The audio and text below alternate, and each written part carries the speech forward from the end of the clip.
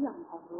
嗱，咁樣做法咧，我係令到佢係疏啲嘅，而疏之餘咧，如果頭先把鉸剪我係打橫咁樣剪落去咧，佢會見到成條痕嘅。我唔知你哋有冇同人剪過頭髮，你揾牙籤試下，可以咁黑咧，你會見到成條好齊出一級咁樣嘅。但係如果當我把鉸剪逐層將佢放落嚟嘅頭髮係打直去剪落去咧，嗰條痕位就冇咗啦。咁抽幾多喺邊個位置開始剪起咧，就視乎翻佢個頭髮本身厚唔厚啦。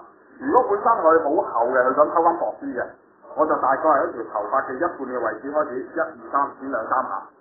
但係相反，如果佢而家只係佢頭髮唔係好厚，佢只係想令到個腳尖身啲多少少嘅話咧，當我放落嚟嗰陣時，我只係響佢大概髮尾一兩寸嘅位置咧，剪一兩下，咁樣令到佢個效果咧就多啲同埋尖啲啦。咁我其實，刨完之後，就全部係打直去攞㗎。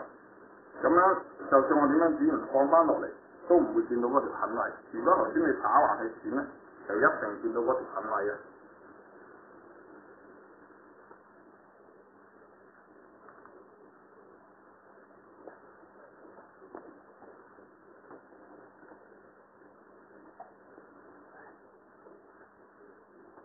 斜音同平嘅音係一樣嘅道理嘅，平嘅音你只係將佢分界打橫咁拉出嚟，斜嘅音你只係將佢拉埋一邊咁解嘅，做到一邊短一邊長，裏邊嘅層次所做嘅嘢係一樣噶啦。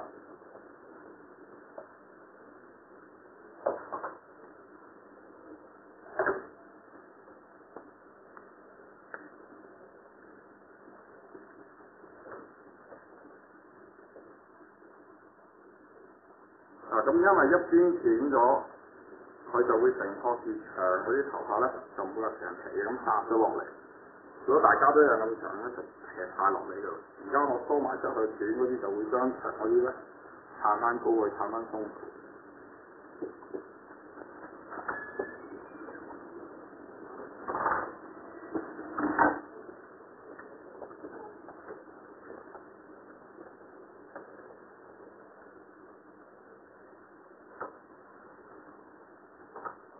好嘅，多啲嚟嘅。